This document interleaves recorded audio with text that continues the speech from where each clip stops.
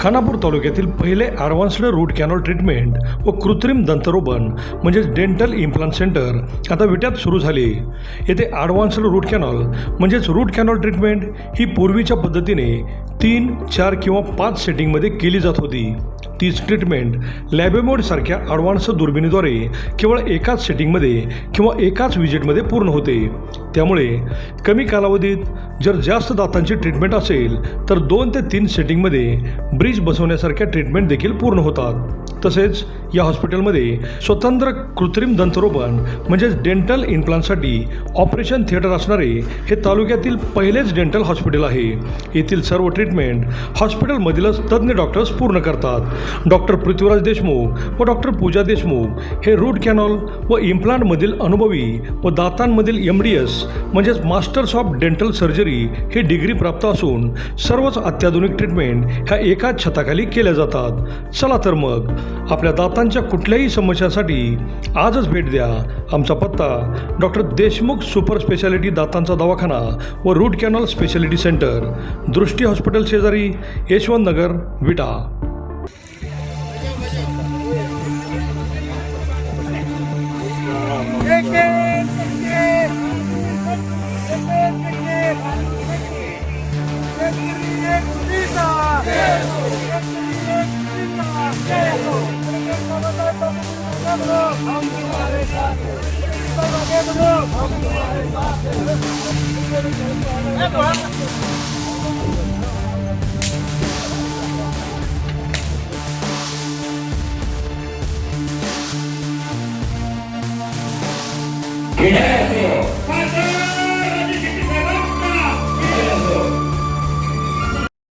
शक्तीपीठ रद्द करायची जिद्द घेऊन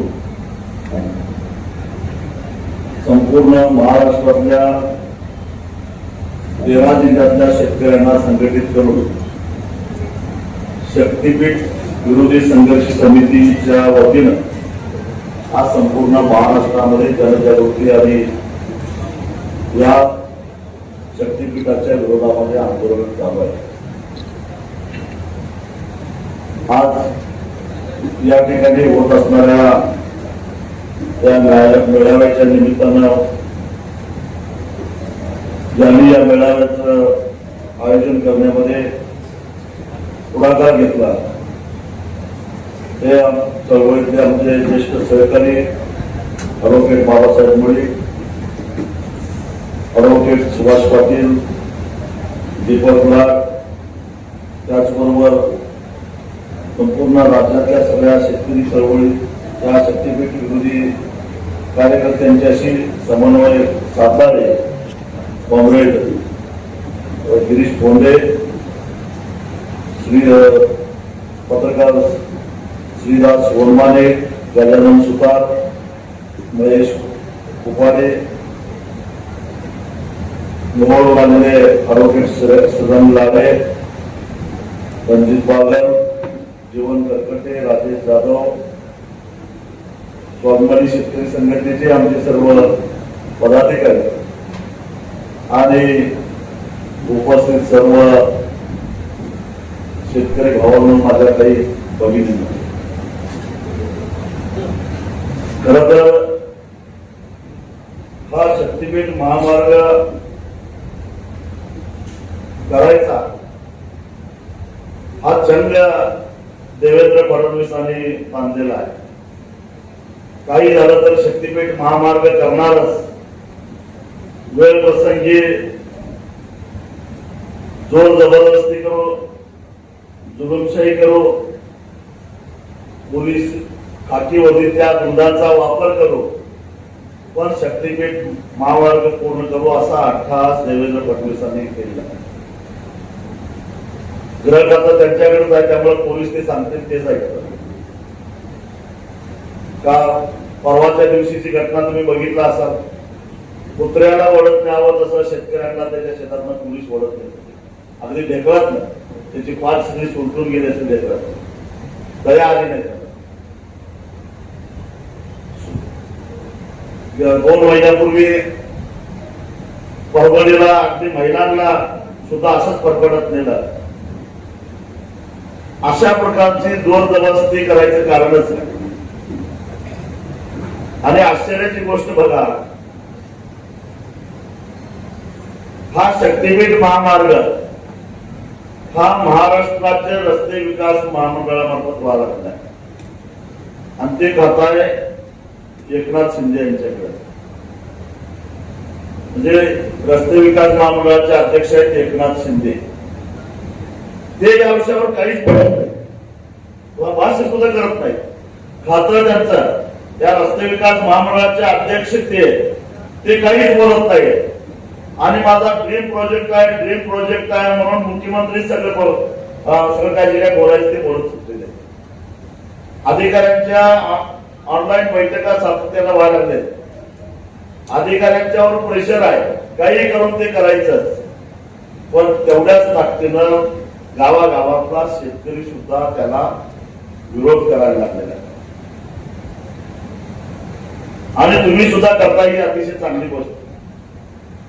खोटं सांगितलं जात आहे की त्या जिल्ह्यामध्ये असं झालं, त्या जिल्ह्यामध्ये असं झालं. 3.5 वर्ष झालं आम्ही हे त्यांचं ऐकतोय. मी तुम्हाला सांगतो की एकूण 856 किलोमीटर लांबीपैकी 50 किलोमीटर लांबीचा सुद्धा संयुक्त मोजणी झालेली नाही. गिरीश बरोबर आहे की नाही? 50 किलोमीटरची सुद्धा लांबी पूर्ण झालेली नाही आणि संयुक्त मोजणी झाल्याशिवाय हे प्रकरण पुढे जाऊ शकत नाही.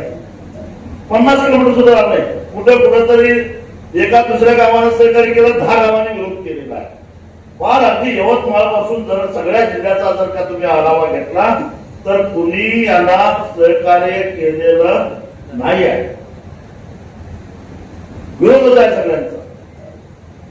विरोध असायचं कारण एक तर तो काय कुणाच्या उपयोगाचा नाही, गरजेचा नाही.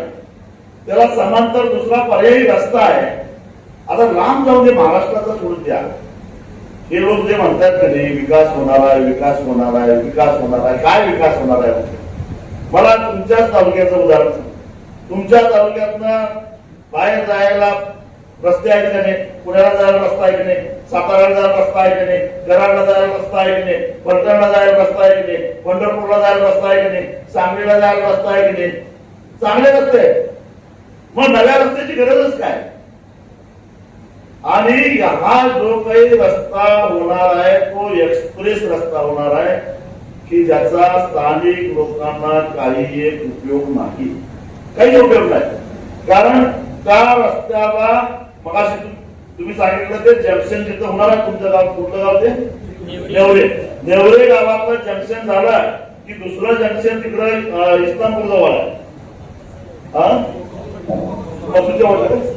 बसूच्या वाडीजवळ घोगावला. म्हणजे नेवरे झाल्यानंतर घोगाव पर्यंत कुणीच्या रस्त्यावर जायचं नाही, रस्त्यातनं बाहेर यायचं नाही. दोन्ही बाजूने कंपाऊंड असणार आहे.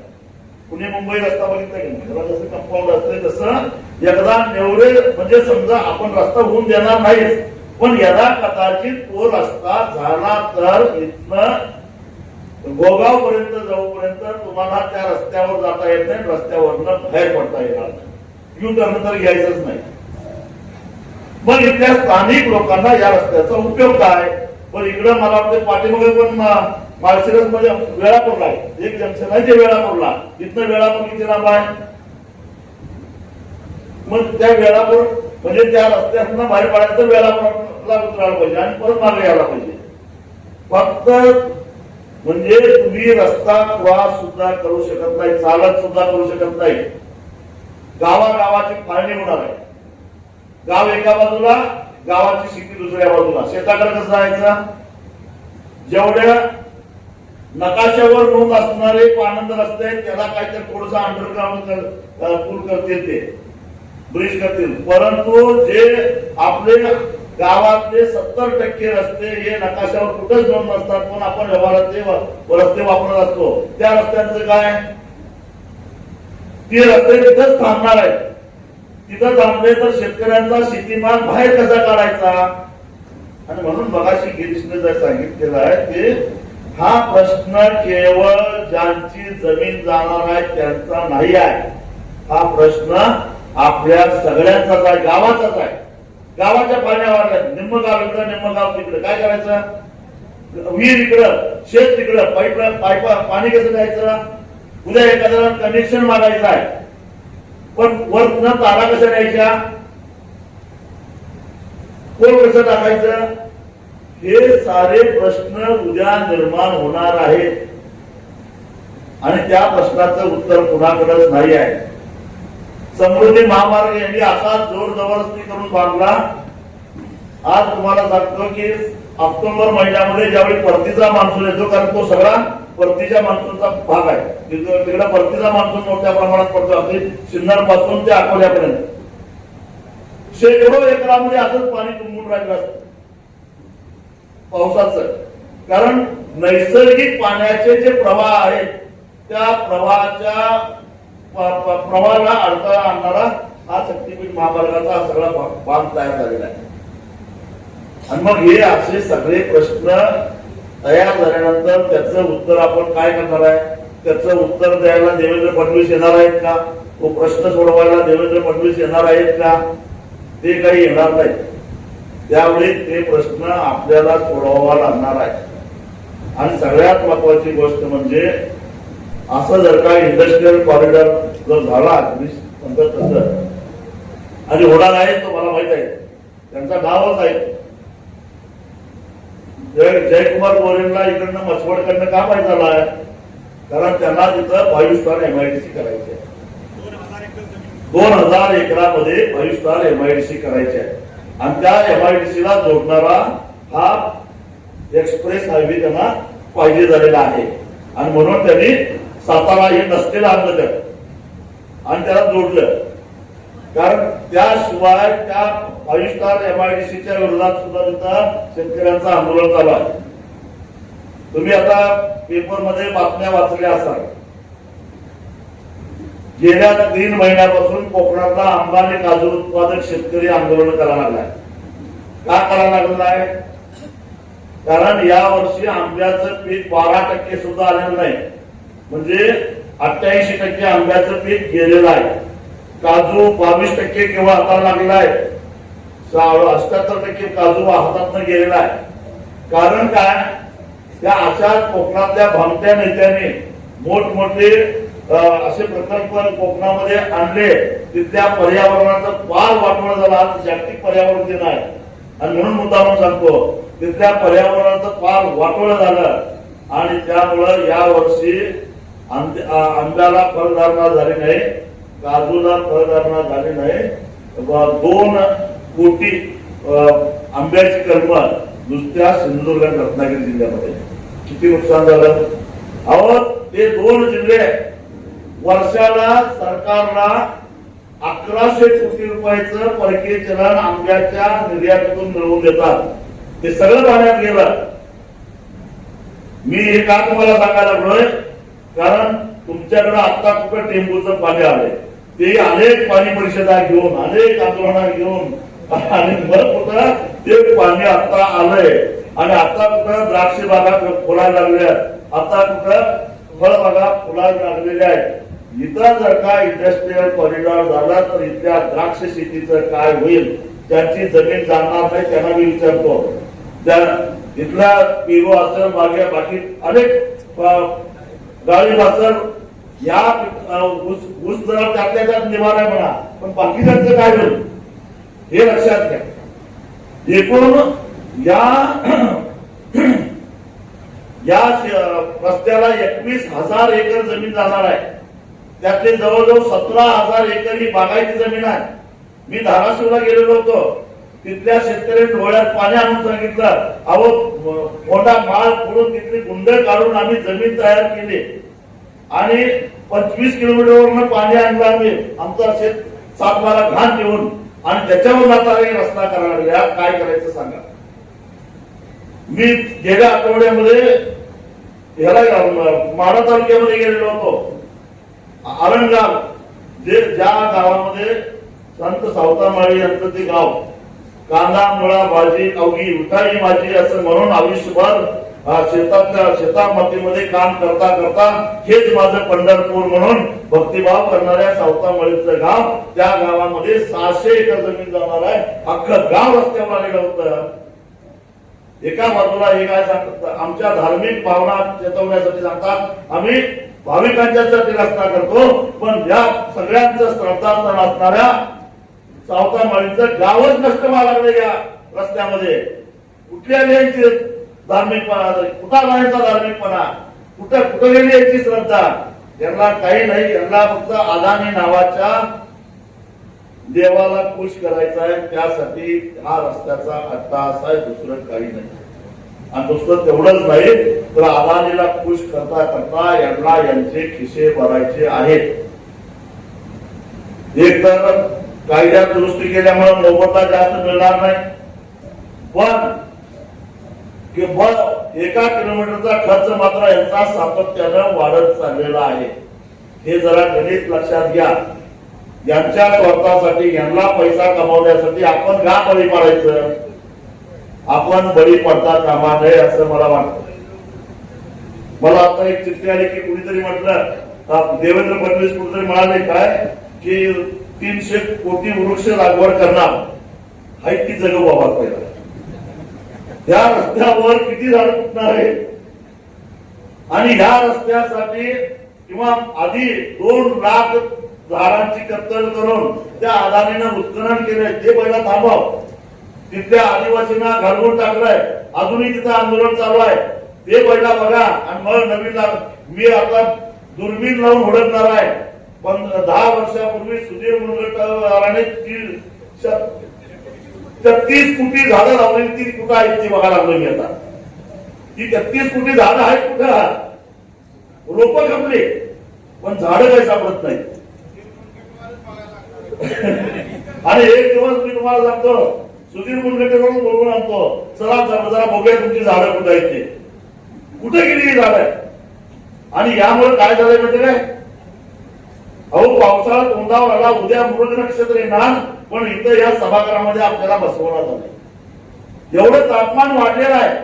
का तापमान वाढलेलं आहे? कारण अशा पद्धतीनं यांच्या हल्लाचा पोटी यांनी सरासर झाडांच्या कत्तली सुरू केल्या आहेत, त्यामुळं तापमान वाढत चाललेलं आहे. तुम्ही कधी ऐकलं बघा आपल्या भागामध्ये 46 तापमान झालेलं, 45-46, पण गेला महिनाभर झालं 45च्या खाली तापमान गेलं झालंय. ते कशामुळं?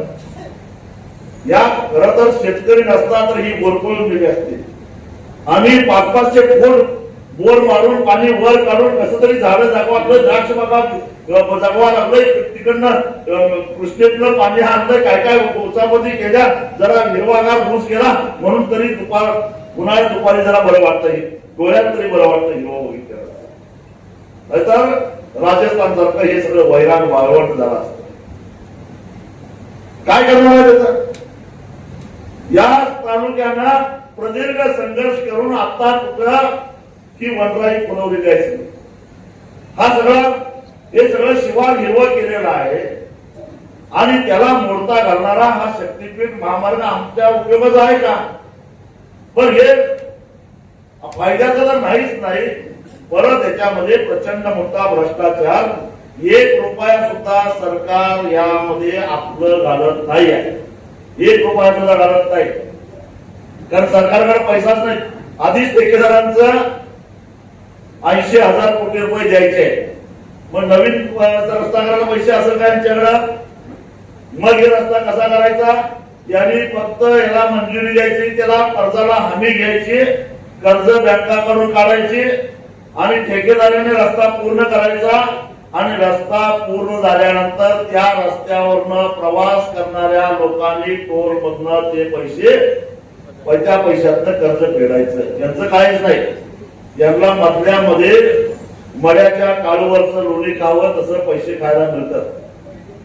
मी आपली जबाबदारीने बोलतो. राष्ट्रीय महामार्ग प्राधिकरण तुमच्या भागात सुरत चेन्नई रस्ता चाललाय, त्याला पैसेही बऱ्यापैकी मिळाले, कारण त्याला 2013च्या कायद्याप्रमाणे पैसे मिळत आहेत. आणि त्याच्याकडे बोट दाखवून कोणतरी म्हणतील की एवढे पैसे तुम्हाला मिळतील.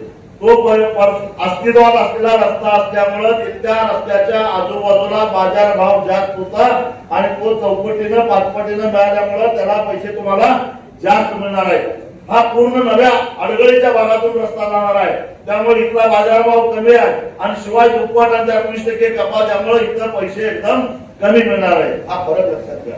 पण हा फरक ते तुम्हाला सांगत नाही.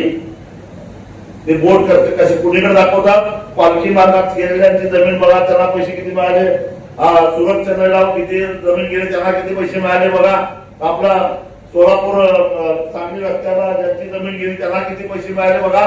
हे खोटं सांगताय, दिशाभूल करताय. आणि ते रस्ते झालेले एक वेळ परवडले, कारण ते रस्ते एक्सप्रेस नाही आहे. सोलापूर कोल्हापूर रस्ता एक्सप्रेस नाही आहे, हा सुरत चेन्नई एक्सप्रेस नाही आहे, पालखी मार्ग एक्सप्रेस नाही आहे. आणि त्यामुळं हे रस्ते झाल्यानंतर त्या रस्त्याच्या कडेला समजा तुम्ही एखादं चहाचं कोकं टाकलं, एखादा धाबा टाकला, एखादं गोडाऊन बांधलं, वेअरहाऊस बांधलं किंवा कोल्ड स्टोरेज टाकलं तर तुमचा धंदा होऊ शकतो, त्याचा फायदा आहे. आणि मग हायवे जवळ गेल्यानंतर जमिनीच्या किमती वाढतात, त्याच्यावर कर्ज जास्त मिळतं, हा फायदा होतो, मी नाही म्हणत नाही. पण कुठल्या रस्त्याला जो रस्ता एक्सप्रेस नाही त्या रस्त्याच्या आजूबाजूच्या जमिनीच्या किमती वाढतात. एक्सप्रेस हायवेच्या आजूबाजूच्या जमिनीच्या किमती वाढत नाही, कारण त्याचा तिथल्या लोकांना काय फायदाच होत नाही. रेल्वे रोड क्षेत्रात गेल्यावर जमिनीची किंमत वाढते का? उलट जमिनीची किंमत कमी होत्या. त्या रेल्वेच्या नादाला कशाला लागायचं म्हणून, कारण ते रेल्वे एवढे वाईट आहे. मग जरी रुळावर गेली आणि ती मिळली धडकून रेल्वेला तर आपल्याला दुखीशी द्या, तुमची मत आमच्या रेल्वेवर आलीच का?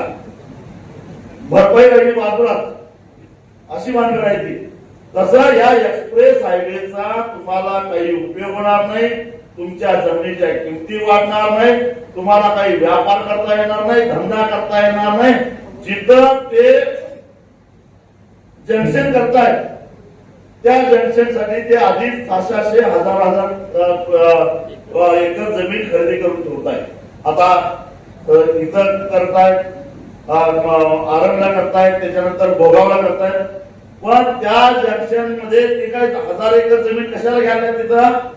तिथं तेच उभा करणार एखादा मोठा पंप, तेच उभा करणार तिथं एखादा फूड मॉल, तेच उभा करणार तिथं अजून काहीतरी एखादे व्यापारी संकुल, तेच उभा करणार तिथं एखादा लॉजिंग बोर्डिंग. आणि तुम्ही तिथं जायचं तर पंपावर तेल जोडायला कामाला जायचं, नाहीतर फूड मॉल मध्ये फडकी मारायला टेबलावर मारत जायचं. एवढं तुमच्या हातात आहे. 200 रुपयाचा चहा प्यायचा जाता. तुम्हाला स्थानिकांना त्याचा काही एक फायदा नाही आहे, हे सगळं समजावून घ्या. ही जी भामती म्हणतात तरी विकास होणार आहे, विकास होणार आहे. विकास काय होणार आहे तर आमची पोरं खासगी सुरक्षा रक्षक होणार आहेत, आमची पोरं वेटर होणार आहेत, आमची पोरं कुठेतरी पेट्रोल पंपावर तेल टाकायला जाणार आहेत निळा ड्रेस घालून. हाच विकास होणार आहे का? या विकासाचं स्वप्न बघितलं काय? मग हे विकास होणार आहे म्हणजे काय होणार आहे? या भामट्यांना कमिशन मिळणार आहे, यांचा विकास होणार आहे, तुमचा होणार नाही, हे लक्षात ठेवा. तुम्ही सुद्धा आता विचार करा. कारण जे लोक आज या शक्तीपीठ महामार्गाचं समर्थन करायला लागलेलं आहे त्या प्रत्येकाच्या मिशीला शक्तीपीठ महामार्गाचा आणि देवेंद्र फडणवीसाचं खरकट लागलेलं आहे, हे लक्षात घ्या. आणि त्या खरकट्या पोटी ते खरकटे खाल्ले म्हटल्यानंतर मग त्याचं समर्थन करायलाच पाहिजे. आणि मग त्याने खरकटे खाल्लाय म्हणून तुम्ही का त्याच्या मारायला लागताय याचा विचार करा. त्यांनी खरकटे खाल्लेला आहे. आज तुमच्यामध्ये कोण येत नाही किंवा या मेळाव्याला जाऊ नका म्हणून सांगतात, ते हरामखोर त्यांचं खरकट खाऊन आलेले आहेत, हे ध्यानात ठेवा.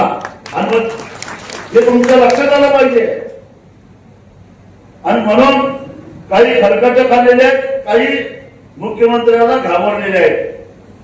जर विरोध केला तर तुझ्या मागे ईडी लावून अनेकांच्या शिडी आहेत, ते शिडी काढेल बाई म्हणते. अशोक घरात काय एकच वाटलं होय तुम्हाला? बरेच घरात आहेत, त्यांच्या शिड्या निघतील, त्यांच्या मागे ईडी लागल, त्यांच्या मागे अजून काहीतरी लागल. आणि म्हणून ते लोक घाबरून येत नाही. त्यातले आपल्यातली सुद्धा काही आहेत, मला माहित आहे. नावं घेत नाही, योग्य वेळी घेतली. पण तुमचं काय हो? तुमची ईडी आहे का, सीडी आहे का, इन्कम टॅक्स आहे, काय तुम्हाला काय घाबरायचं कारण आहे?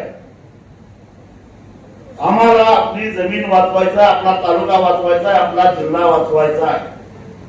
एक तर सगळं बेकायदेशीर चालू आहे. सगळं म्हणजे सगळं बेकायदेशीर चालू आहे. आता मला कोणीतरी सांगितलं की 9 तारखेला कुठल्या गावात येणार आहे ते नेवरी गावामध्ये 9 तारखेला ते मोजायला येणार आहे असं मला कळालं. आता तुम्हाला मी एक जिल्हाधिकाऱ्यांचं एक नोटीस वाचून दाखवतो. आपण 22 तारखेला 22 गेल्या महिन्यात 22 ना हरकती कधी घेतल्या 26 मे पर्यंत आम्ही हरकती घेतलेल्या होत्या की या शक्तीपीठ महामार्गाला आमचा विरोध आहे.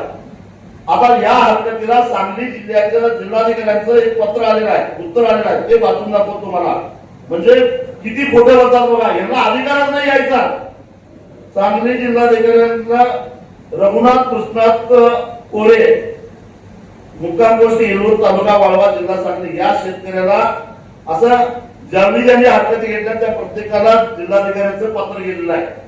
काय विषय काय पवनार ते पत्रादेवी नागपूर गोवा शक्तीपीठ महामार्ग हरकतीबाबत आणि मग त्यांनी असं म्हटलंय की उपरोक्त विषयानुसार आपणास कळवण्यात येते की संदर्भीय अर्जान्वये महाराष्ट्र शासन सार्वजनिक बांधकाम विभागाकडील महामार्ग अधिनियम 1955 चे कलम 3 अन्वये पवनार ते पत्रादेवी शक्तीपीठ द्रुतगती महामार्ग संबंधी दिनांक 5/5/2026 रोजी राजपत्रात प्रसिद्ध झालेल्या अधिसूचनेसाठी हरकतीच्या अर्जाचा कार्यालयात दाखल केलेला आहे.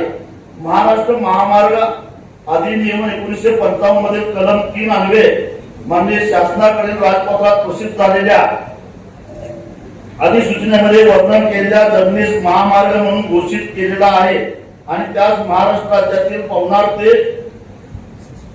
नागपूर गोवा या शक्तीपीठ द्रुतगती महामार्ग या नावाने राज्य महामार्ग विशेष क्रमांक 10 म्हणून वर्गीकृत केलेला आहे. उक्त महाराष्ट्र महामार्ग अधिनियम 55 चे कलम 17 मध्ये अधिसूचनेच्या उत्तरादाखल ज्या व्यक्तींना आक्षेप किंवा सूचना दाखल करायच्या आहेत अशा व्यक्तींनी कलम 15 पोट कलम 2 अन्वये अधिसूचना प्रसिद्ध झाल्याच्या दिनांकापासून 21 दिवसाच्या भूमी संपादन अधिकारी यांच्याकडे लेखी स्वरूपात आक्षेप नोंदवावेल असे नमूद केले आहे. यास्तव आज रोजी शक्तीपीठ महामार्ग प्रयोजनासाठी माननीय शासनाकडून आता हे शेवट आहे उक्त अधिनियमाचे कलम 15 चे पोट कलम 2 अन्वये प्रसिद्ध करायची अधिसूचना प्रसिद्ध झालेली नाही. अधिसूचना प्रसिद्ध झालेली नाही. यास्तव आपण दाखल केलेल्या हरकत अर्जावरती इकडून कोणतीही कारवाई करता येत नाही. सबब आपला संदर्भ आज इकडून निकालात काढण्यात येत आहे. मग जर अधिसूचना दाखल झाली नाही तर मोजायला यायचा अधिकारच काय यांना? सगळ्यात महत्वाचा मुद्दा काय तुमची अधिसूचना दाखल झालेली नाही पायता घेऊन उभा राहा शेतात. बेकायदेशीर आहे सगळे. अरे तुमची अधिसूचना दाखल मग हे पोलीस येतातच कशा? म्हणजे पोलीस का अदानीचे खासगी गुंड म्हणून काम करायला लागलेत का? याचा अर्थ काय काढायचा? म्हणजे पोलिसांनी आता सुपाऱ्या घेऊन अशा प्रकारचे धंदे चालू केले का? हा प्रश्न जिल्हा पोलीस प्रमुखांना जाऊन विचारल्याशिवाय मी सोडणार नाही. हे कागदपत्र माझ्या हाताला लागलेलं आहे. काय चाललंय? अरे एका बाजूला कलेक्टर म्हणतोय की अधिसूचना काढलेली नाही आणि दुसऱ्या बाजूला हे जर का पोलीस बंदोबस्तामध्ये जर का जमीन मोजायला येत असतील तर याचा अर्थ काय? डॉक्टर बाबासाहेब आंबेडकरांनी संविधानाच्या माध्यमातून आपल्याला आपल्या मालमत्तेचा रक्षण करण्याचा अधिकार दिलेला आहे आणि तो अधिकार वापरून जोपर्यंत तुम्ही वैयक्तिक संमती देत नाही तोपर्यंत तुमच्या शेतामध्ये पाऊल टाकायचा अधिकार त्यांना नाही आहे. मोजणी करायचा अधिकार नाही आहे. तुमची हरकत असेल तर ते मोजणी करू शकत नाहीत आणि त्या अधिकाराला अनुसरून तुम्ही मोजणी होऊन देऊ नका आणि मोजणी नाही झालं तर हे प्रकरण पुढे सरकत नाही आहे. सांगलीच्या त्या भागामध्ये आणि कोल्हापूर जिल्ह्यामध्ये आम्ही पाऊल सुद्धा ठेवून दिलं नाही. त्यामुळे त्यांना या बाजूला यावं लागलं. पण त्यांच्या दुर्दैवानं तिकडच्या पेक्षा दुप्पट विरोध इकडे व्हायला लागलेला आहे. हे लक्षात घ्या.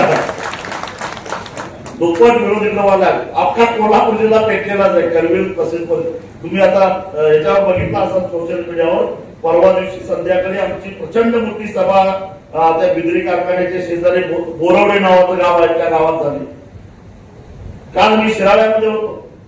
आज इथं आहे 9 तारखेला कोल्हापूर जिल्हाधिकारी कार्यालयावर एक प्रचंड मोठा मोर्चा आम्ही काढलेला आहे आणि आम्ही गप्प बसलेलो नाही.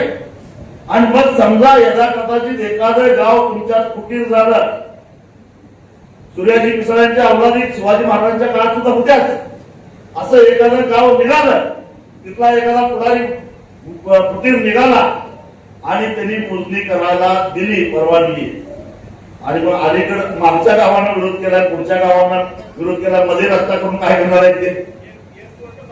हा, त्याचं एअरपोर्ट बनवायचं. त्यामुळे आपण एकजूट करूया, एकी दाखवूया. यांचं आपल्या समोर काही चालणार नाही. यांना या रस्त्यातनं कमीत कमी 55,000 कोटी रुपये खिशात घालायचे, त्यासाठी हे सगळं चाललेलं आहे. मी मगाशी सांगत होतो तुम्हाला, एकाच वेळी 2 रस्त्याचं काम चालू आहे. म्हणजे पहिलं चालू आहे, एक आहे तो नाशिक ते अक्कलकोट, तो रस्ते नॅशनल हायवे अथॉरिटी म्हणजे आपलं राष्ट्रीय महामार्ग प्राधिकरण ते करायला लागले, म्हणजे केंद्र सरकारचं ते मंडळ आहे. आणि दुसरं MSRDC म्हणजे महाराष्ट्र रस्ते विकास महामंडळ, या शक्तीपीठ महाराष्ट्र रस्ते विकास महामंडळाचा, आणि तो नाशिक ते अक्कलकोट राष्ट्रीय महामार्ग प्राधिकरणाचं दोन्ही महामंडळ आहे. दोन्ही सरकारी आहे, एक केंद्र सरकारचा आहे, एक राज्य सरकारचा आहे. हा जो काही नाशिक ते अक्कलकोट रस्ता आहे तोही 6 पदरी आहे, तोही एक्सप्रेस आहे.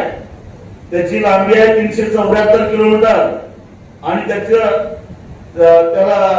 खर्च आहे 19,000 कोटी, असं केंद्र सरकार म्हणत आहे. नॅशनल हायवे अथॉरिटी काय म्हणते, आम्ही 19,000 कोटी मध्ये तो रस्ता करणार आहे 6 पदरी. आणि हे काय म्हणतात की आम्ही 1,00,000 कोटी मध्ये 856 किलोमीटर लांबीचा 6 पदरी रस्ता करणार आहोत. उलट त्या रस्त्याला 2-3 मोठी डोंगर आडवी येते, तर फोडायला पाहिजे, नाहीतर त्याला बोगदे काढायला पाहिजे. हे जवळपास सपाट आहे, एक आजऱ्याजवळ तेवढा आम्हाला तिथे बोगदा काढावा लागतो. मग मला वाटतं, मला सांगा की खर्च या शक्तीपीठाचा जास्त असला पाहिजे का त्या रस्त्याचा झाला पाहिजे? तेही काही साधू संत नाही, त्यांनी खिशात घातल्या थोडे पैसे, पण तरी सुद्धा 19,000 कोटी ते 374 किलोमीटर लांबीचा रस्ता करायला लागले. म्हणजे त्यांच्या 1 किलोमीटरचा खर्च आला 51 कोटी रुपये, आणि हे 1,00,000 कोटी मध्ये 856 किलोमीटर रस्ता करायला लागले, म्हणजे त्यांच्या 1 किलोमीटरचा खर्च आला 117 कोटी रुपये. 51 कोटी कुठं आणि 117 कोटी कुठं? म्हणजे जो रस्ता 40 ते 45,000 कोटीत पूर्ण व्हायला पाहिजे होता, तो किती कोटीत व्हायला? 1,00,000 कोटीत, म्हणजे वरचे 55,000 कोटी यांच्या खिशात. आणि ते फेडायचे कुणी? रस्त्यावरून प्रवास करणाऱ्या प्रवाशांनी टोलमधून. ही अशी ही लोटालोट आहे. आज छत्रपती शिवाजी महाराजांचा राज्याभिषेकाचा दिवस. त्या छत्रपतींनी या महाराष्ट्रातले टोल आणि या महाराष्ट्रातले ठग आणि पेंढारे यांचा बंदोबस्त केला, आणि सोन्याला काठीला सोनं लावून बांधून जाता येईल अशा प्रकारचे कायदा आणि सुव्यवस्था या महाराष्ट्रामध्ये आणली. त्याच महाराष्ट्रामध्ये छत्रपती शिवाजी महाराजांचं नाव घेऊन हे टोलच्या माध्यमातून नवे ठग आणि पेंढारे तयार करायला, त्यांना लुटण्यासाठी हे आपण मान्य करणार काय याचा विचार करा. ही लुटालूट कशासाठी हो? आणि हेच पैसे मागणार निवडणुकीमध्ये मताला 3,000 5,000 रुपयासाठी आपल्याकडे येतात. आणि त्यामुळं लायकी नसलेले लोक, पात्रता नसलेले लोक, आम्ही संकटात सापडल्यानंतर आम्हाला वाऱ्यावर सोडणारे लोक आमदार म्हणून खासदार म्हणून निवडून जातात. ती माणसं आमच्या मतीला येत नाही, आणि आम्ही त्यांच्या मिंद्यात असतो, कारण आम्ही पैसे घेऊन मतं दिलेले असतात. आम्ही त्यांना विचारू शकत नाही. विचारलं तर एखादा निर्लज्ज माणूस म्हणतो काय फुकट मत दिवस काय पैसे दिलेले होते. आणि म्हणून या सगळ्या गोष्टीचा विचार करा. छत्रपती शिवाजी महाराजांचा राज्याभिषेक दिन साजरा करायचा असेल तर नुसतं महाराजांना मुजरा करून चालणार नाही. महाराजांनी जी विचारधारा, जो स्वाभिमान या महाराष्ट्रामध्ये आणला, तो स्वाभिमान आपल्याला जपला पाहिजे आणि म्हणून आपली जमीन जपली पाहिजे. या मातीसाठी, या शेतकऱ्यासाठी छत्रपती शिवाजी महाराजांनी आपली हयात घालवली. तर महाराजांनाही काय हो, औरंगजेबाकडे मोठे दक्षिण महाराष्ट्र दिला, दक्षिण भारत दिला असता महाराजांच्याकडे औरंगजेब. पण त्यांना रयतेचं राज्य आणायचं होतं, शोषणमुक्त समाज निर्माण करायचा होता आणि म्हणून त्या औरंग्यापुढे महाराज नमले नाहीत. आणि मग त्या नव्या अवलादी या औरंग्याच्या तयार झालेल्या आहेत, त्याच्या पुढे तुम्ही नमणार आहात, त्यांच्या पैशाला बोलणार आहात, त्यांच्या स्वार्थासाठी तुम्ही तुमची जमीन देणार आहात, याचा विचार करा. आणि म्हणून ताकदीनं या शक्तीपीठ महामार्गाला आपल्याला विरोध करायचा आहे. लोकशाहीमध्ये तुमच्या डोक्यात काय आहे याच्यापेक्षा तुमची डोकी किती आहे त्याला महत्व आहे. आणि म्हणून ज्याची जमीन जाणार आहे तो आणि ज्याची जमीन जाणार नाही, या सगळ्यांनी म्हणून जर एकत्रित यायचं ठरवलं तर 2019च्या निवडणुकीमध्ये या शक्तीपीठ महामार्गावरचे 7 लोकसभेचे उमेदवार आपण पराभूत केलेले आहेत. त्यामुळे ते नोटिफिकेशन विधानसभेच्या वेळी रद्द करायचा निर्णय त्यांना घ्यावा लागला. तशीच दहशत म्हणजे सविनय कायदेभंगाची दहशत. आम्हाला रक्तपात नाही करायचा, आम्हाला खून करावा नाही करायचा, पण त्यांना या सगळ्या लोकांना, या राक्षसांना भीती वाटते ती म्हणजे फक्त तुमच्या मताची. मत नावाचं ब्रह्मास्त्र तुमच्या हातामध्ये आहे. त्या मताची भीती जर का तुम्ही घातली तर एक पोपटासारखा बोलल्याशिवाय राहणार नाही. तुम्ही तुमची दहशत त्यांना या मताची वाटली पाहिजे. गावातल्या माणसाची जर फटका असला तरी सुद्धा हा माणूस नेटका आहे, तो आपल्याला आवडणार नाही, आपल्या पैशाला बळी पडणार नाही, आपल्या हरामाच्या पैशाला तर भीक सुद्धा घालणार नाही. ही भीती त्यांच्या मनामध्ये जर का निर्माण झाली तर 100% मी तुम्हाला लिहून देवा, 100% हा रस्ता रद्द झाल्याशिवाय होणार नाही. आणि आम्ही तर जोपर्यंत हा रस्ता रद्द होत नाही तोपर्यंत गप्प बसणार नाही. तुमच्याकडचा रस्ता झाला, पलीकडे गेला पलटणला तरी मी आहे, काय गेली पलटणला गेला तरी मी आहे. कारण महाराष्ट्राच्या डोक्यावर आधीच 9 लाख कोटी रुपयाचं कर्ज आहे आणि 10 लाख कोटी कशाला करायचं. म्हणून आम्ही महाराष्ट्राचे जबाबदार नागरिक म्हणून या महाराष्ट्राला कर्जबाजारी होण्यापासून वाचवण्यासाठी आम्ही जिथं जिथं हा रस्ता घेऊन जातील तिथं तिथं आम्ही जाणार म्हणजे जाणार. पण आम्ही एक आमच्यावर आरोप करतात की हे सगळीकडे विरोधच करतात. आम्ही सोलापूर रत्नागिरी हायवेला विरोध केला का? नाही केला. आम्ही सुरत चिन्हाला विरोध केला का? नाही केला. आम्ही इतर रस्त्याला विरोध केला का? नाही केला.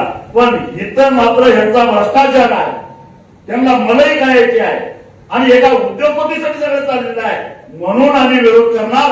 रक्ताचा थेंब, शेवटचा थेंब असेपर्यंत आम्ही विरोध करणार, ही आमची ठाम भूमिका आहे, लक्षात ठेवा. आणि म्हणून माझी तुम्हाला विनंती आहे की सगळे पक्षपेक्षी सोडून टाका. आता तुम्ही कुठल्या पक्षाचे काहीच देणं घेणं नाही. इथं आता 2च पक्ष राहिलेले आहेत. एक शक्तीपीठ महामार्गाचा विरोध करणारा पक्ष आणि एक शक्तीपीठ महामार्गाचं समर्थन करणारे, मिशीला खरकटा लागणाऱ्या भामट्यांचा पक्ष, असे 2च पक्षाचा इथं शिल्लक राहिलेले आहेत. तुम्ही कुठल्या बाजूला राहायचं ते ठरवा.